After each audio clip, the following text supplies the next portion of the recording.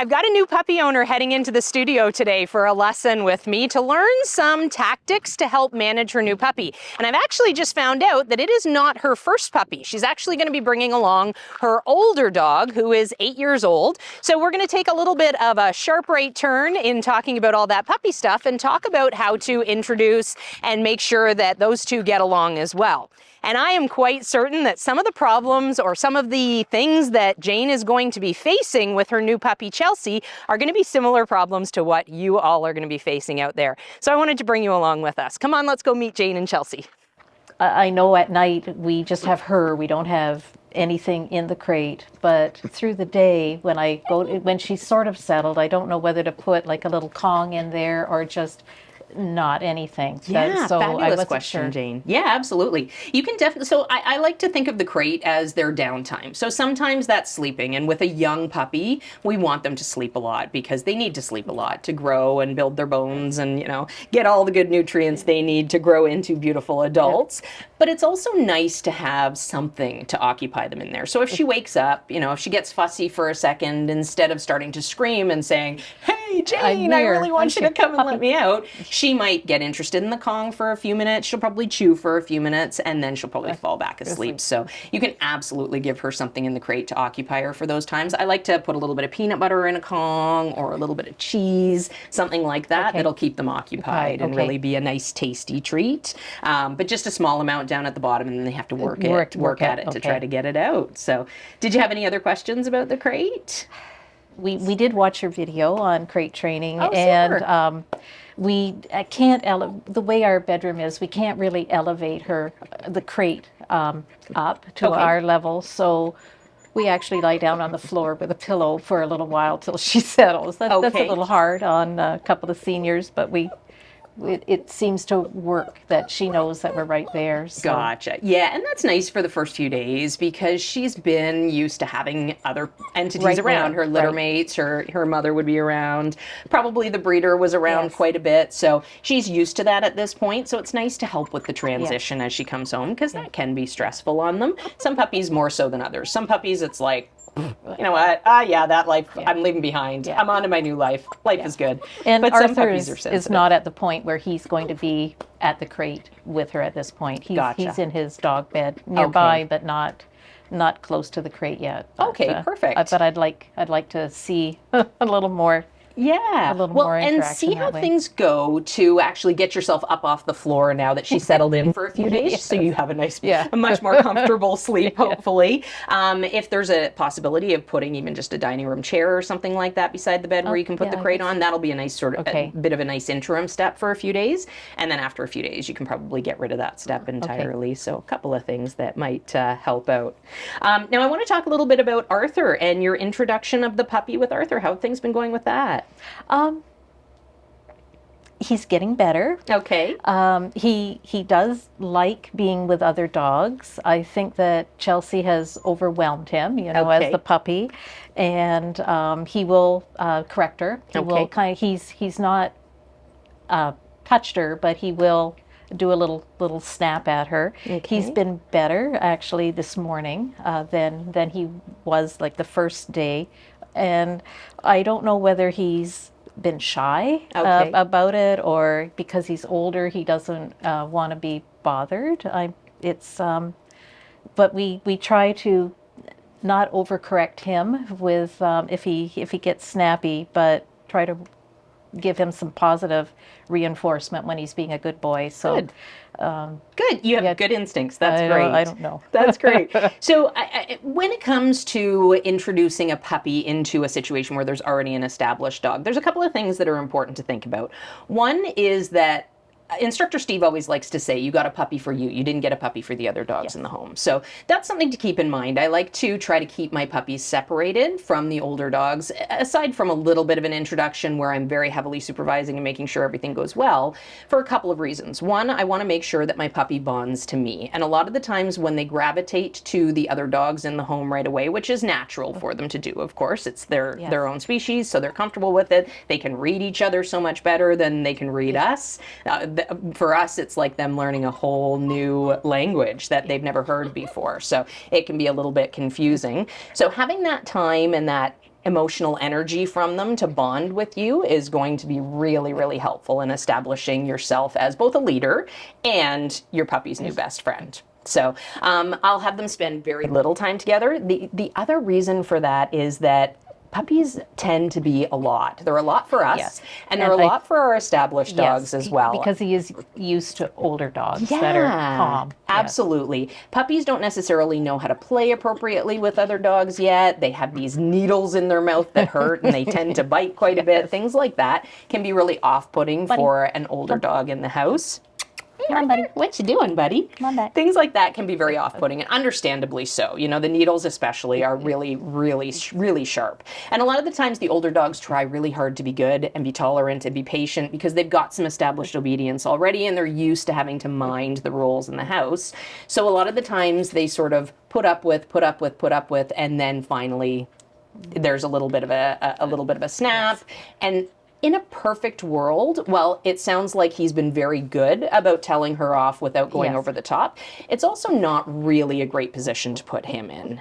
Okay, so what I like to do with my puppies is I make sure that they have some established obedience first. So, you know, maybe 3 or 4 weeks down the road, once she's got a good response to name, you can call her away from him without issue. You can sort of stop the interaction quickly with your voice if something starts to go wrong. Then they can have some more playtime together. And of course, this will all establish as you go. It might not be a hard and fast rule for you to be able to follow that within 3 or 4 weeks. Oh my goodness, the cutie. It's really hard to stay focused when I have a cute little fuzzy here. With her tongue sticking out. What I like to do is I'll have situations like this, right? Where I'm snuggling with my puppy and the other dog is on a bed stay or something of that nature. I might give them... Does that not make him jealous? I worry about that.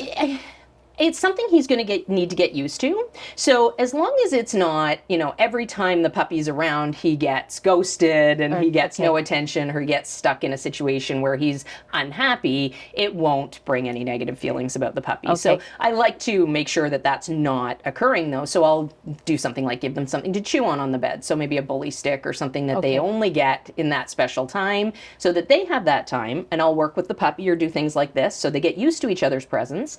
It's also nice to have dogs understand that they can exist together without doing the wrestle and party thing. So it's a much more peaceful household when they're not constantly trying to crash and bang and play with one another, when you can do, you know, individual things with them and you can establish that Arthur can be calm, for example, while you're working with Chelsea and vice versa.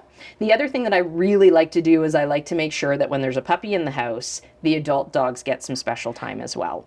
That's really more for me than anything. It makes me feel less guilty about all the time I'm spending with the puppy and then ignoring my older dogs. And I actually have a puppy on order for hopefully about 3 months from now, and I'm already making mental plans for my existing dogs to make sure that I have something that I'm working on with them, whether it's tricks or, you know, something special that I'm working on that motivates me to spend time individually with them and get some work done with them, and that way I don't feel bad that I'm spending all the rest of my time with the puppy. But another reason why it's nice to have some established obedience already with the older dogs in the house when the puppies come home. So, and because he lived with another dog for so long, 2 dogs and then 1 dog, and then the last 2 months it's just been him. It's been a big adjustment for him, and he's actually been attached at my hip. Follows me everywhere, which is different to his behavior before. And then, so I do worry about the jealousy. Yeah, and understandably so. It's fairly human as a condition to think about things in terms of jealousy. Dogs definitely have some form of FOMO, a little bit of fear of missing out of things. So as long as you're giving some time to Arthur, as well as giving lots of time to Chelsea, because she'll need a lot of training at this point to figure out how to live nicely in a human world. Yeah, it's so fun. Hey, but buddy. Luckily, it's good fun training, and she'll have a blast. So yeah, I'll have them spend very minimal time together, you know, very short windows of interaction, and only if it's going well. If it's a situation where the puppy is starting to overwhelm the older dog, I always advocate for the older dog. Okay, so I always will back up the older dog. I don't want the older dogs thinking that they have to tell the puppy off. That's sort of on me. I'm the big heavy in the household, and as the leader in the household, it's up to me to keep order and rules. Like when we are out in the backyard, like she runs and follows him, and he often doesn't want that. So I don't know whether to then put him in the house after a while, just so that he gets a little bit of peace? Yeah. Or Yeah, and then absolutely. Keep her out for her Zoomies. As Exactly. Yeah. In a perfect world, I would try to pre-plan that so that they're not necessarily out together and getting to that pattern where now you're taking something away. But, you know, if you take Arthur out in the backyard first and do some play or whatever your routine is with Arthur, have some fun, tire him out a little bit, take some of the energy out of him where he's content and his needs are met, and then you can bring him in the house, give him a chew or something that'll occupy him, and then you can bring the puppy out and do some training or some play. Oh my goodness, she's such a sweet little snuggler. But yeah, and that way you're meeting both of their needs, but individually. Really? So that I like it'll that. also really help her to, hi sweetheart, to develop into an individual and more independent dog. A lot of the times when we raise puppies with adult dogs, they get so dependent on those adult dogs for all the cues and all of the understandings and, you know, things to pick up on for safety and whatnot. Ideally, our puppies are looking to us for that information versus looking at the other dogs. Okay. Perfect. Oh my goodness, you're a sweetie. Well, that's great. I'm glad that they're getting along well. Let's talk a little bit about house training. How have things been going with that? We've had a couple of accidents. Okay. Not understandably, to be expected. So we're just still learning her cue. Okay. And again, when she's in the crate and wakes up, we know immediately, open the crate. Right now we're carrying her out into the yard because I feel that she's going to pee before we get out into the yard. So I carry her out there, and she's been pretty good. And for some reason, she likes to poop more when my husband takes her out. Sorry, he's Bob. The lucky one. Sorry, Bob. You've already got some good training going on. So he gets to deal with the poop and pick that up, and you just get the cute little puppy fuzz and a little bit of pee. I mean, you know, we've got a long way to go, obviously. It's only been a few days, but I feel like it's going okay. Super. So, okay. Did you have any questions about house training? Anything that you're... Yeah, I'm not, I just have to know what her cue is for going out. What we also are finding, what I find in particular is when I take her out thinking she needs to pee and poo, and I'm out in the pouring rain, as it has been for the last few days, and she doesn't actually, being a golden, she doesn't like the rain. She likes the puddles, but not the rain. It's hard to get her to concentrate to pee, and then the accidents were, I've been out for 20 minutes with you, you haven't peed, we go in the house, and then she has the pee in the house. So that's all those early distractions, right? Yeah. So, and I can definitely help you with that. Okay. So we like to approach house training a little bit more systematically than just sort of watching for signs. Because right now, they're going to be hard to catch. I mean, she's probably gotten used to just sort of squatting and going wherever she goes. So that's going to be what she's gotten used to at this point. So the crate is really helpful in preventing accidents, which is fabulous because it gives us a means of helping them learn how to hold it and how to control their bladders. Oh my goodness, you're such a cutie. You're upstaging your mom with your cute little face. So the crate will really help with those things. It'll make sure that she has a reason to hold it. So use your crate as much as possible at this point. So when she's out and about, ideally we are focused on her, you're working with her, you're engaged with her, you're teaching, and that way if there is an accident, and an accident's not the end of the world. Right. So I mean, it's a pain because we have to clean it up. Yeah. But as long as she gets good information from those accidents, it'll work to your advantage. So if she is running around the corner and you're sort of busy with something and you're not supervising heavily enough to see her have that accident, she has it and then comes back and you find it later, that's not a good accident. But if she has an accident in front of you and you can say, oh, hey, that's a mistake, and pick her up and bring her outside to finish, that is going to work to your advantage 100%. Now, in addition to the crate being helpful for when you can't supervise her, it'll also help her remember the need to go to the bathroom. So if you're in those situations, and that happens when you go outside and they start chasing leaves or, you know, trying to catch raindrops or whatever the case may be, they have very short attention spans at this point. So completely understandable that would be the case. If that happens, you're outside for however long. I tend to give my puppies about 2 minutes to go.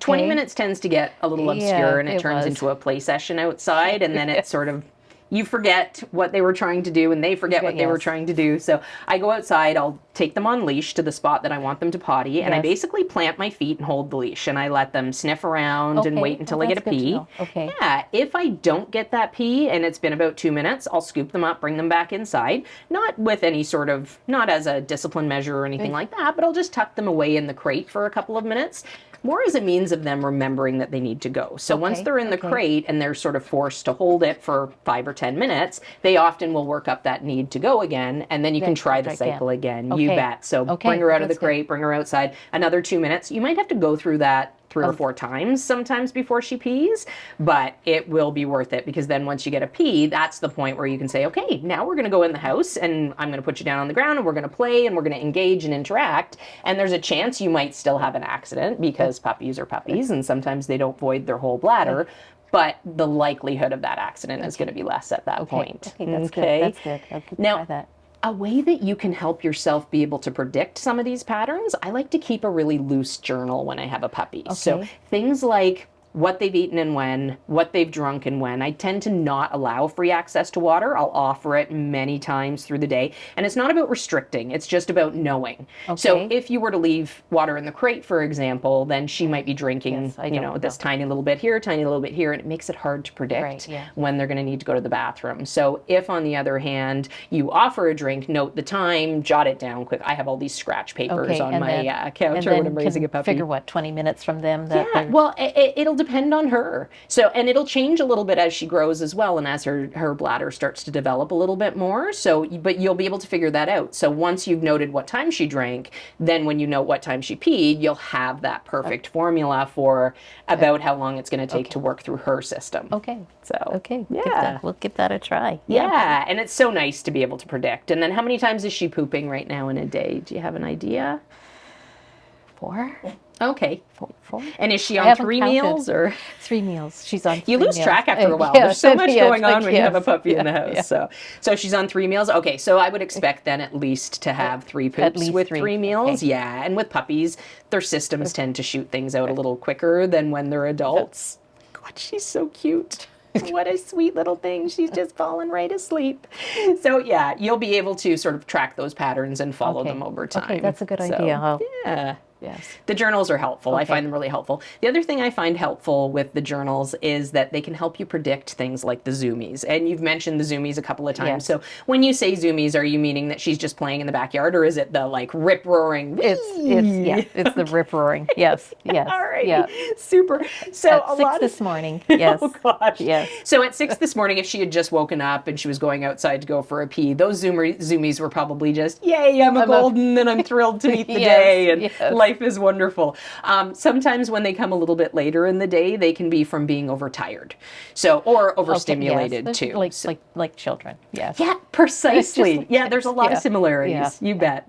You bet. So what I like to do with those Zoomies is I'll make note of sort of how much activity has been had leading up to it and what kind of activity, and then what time the Zoomie happened compared to how long the puppy was out. And all those things will help me predict, so that I can ideally force a nap before I get into that overstimulated mode. So in a perfect world, Zoomies aren't horrendously harmful, but a lot of the times with puppies, because they do signify that overstimulation, we want to try as much as possible to avoid them in our young dogs. So trying to predict when that's going to happen and tuck her away for a little nap, because that's her brain saying, I need a rest. It's like the toddler stamping their feet or just like losing their mind in the candy aisle, right? All of those things.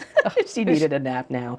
People often underestimate how much sleep puppies need in order to grow and develop, and usually it's, at this age, I would expect her to be sleeping 22-ish hours through the day. Absolutely. Not through the day, but over the entire course of the 24-hour period. Yeah, so the time that she's going to be up and active, ideally it's directed at this point. So you take her out of the crate, and it's not just, her sniffing around and investigating the world. It's directed activity. So you're teaching her things like response to name, or you're playing with her so that you can start to teach the rules that surround play. Ideally with toys, she's not slipping off and biting your hands, things like that. So there's lots of really good habits that you can establish through play with our puppies. So good boy. Did you have any questions about the house training stuff? I more the feeding time, because Arthur is on a schedule that we've had him on. Breakfast is 7:30, dinner is 5 o'clock. And I'm not, and then I am feeding her 3 times a day. Like this morning, I wanted it to be 7:30. I was trying to, but because she was awake so early, I don't know whether to wait or whether to feed her when I think she's probably needing to be fed. Gotcha. So I don't know if that makes sense. Yeah, absolutely. Absolutely. You can definitely wait a little bit. And I actually will, with my puppies, I try very hard to establish that they need to be patient until I get to whatever it is that needs to happen. So whether it's getting out of the crate in the morning, whether it's getting their meals, etc., I like to vary things a little bit just so that I don't end up with a situation where at 7:30 a.m. every morning on the dot, that internal alarm clock on my dog in my dog's head goes off and he is sitting at the food bowl and he's waiting. That's what happens. That's what happens. Their internal alarm clocks especially are brilliant. The 5 o'clock one. Yeah. Yes. Absolutely. So I would suggest feeding her on a schedule that works for you. And there's no harm in having her wait a little bit. You might take that time, if you're a morning person. Are you a morning person, Jane? Yeah. Okay, good. Me too. Yeah. So I like to take that time in the morning to do a little bit of training. So I will do some training when I'm waiting for my coffee, for example. So I'll take a portion of the puppy's kibble, and instead of just feeding it in the bowl, I'll do some things in the kitchen. We might work on some tricks. We might do some tug and out work. Just little things that are going to establish sort of life obedience, if you will, and understandings in the house. And I will take that time. 10, 15 minutes is a long time for training for a puppy. I might take half the kibble ration to do some of that and then give the other half in the crate as a means of helping to build the positive association with the crate. And then you can do something similar at lunch and dinner if you wanted to. Okay, that's good to know. Okay, thank you. Perfect. Yeah, no problem. And I really like to, once I know they're not busting in the morning and they're not just like itching to get outside to pee because they've just held it overnight and done a fabulous job with that, I will try to do something for myself first. So whether that is just getting up and going to the washroom myself, which is often a necessity as well, whether it's making a coffee for myself first or having a quick shower, something that takes a couple of minutes but helps the puppy understand that the day doesn't start just because I've rolled out of bed. And it's okay that they're in the crate and they start to whine? In a perfect world, there's no noise. So in a perfect world, this is at a point where she's happy to remain in the crate. She's not busting to go to the bathroom. The other thing that you could do at this point too, if you wanted to take this, couple of minutes in the morning and she has to pee, you can take her outside, let her pee, bring her back, put her in the crate. Yeah, absolutely. Give her that 5 to 10 minutes in the crate just to hang out while you have your shower or do whatever. It's nice that they get used to that because then they develop patience surrounding our routines rather than, as soon as we turn over in the morning in bed, they're already up and saying, okay, the day's going to start. Yeah, the day's going to start. Let's go. Yeah, exactly. Ideally, even though I am a morning person and I'm usually up really, really early, I like to sleep until I can sleep. So even if that's, early 5:30 a.m., I like to make sure it's my terms that get us out of bed and not the puppy's terms. If you know that she'll have needs, if you know that she's going to need to go to the bathroom and she's busting at that point, she's still pretty young. So this is probably a week or so off, maybe even a couple of weeks off before she'll be like, okay, you know what, I can hold it for a few more minutes without losing it at that point.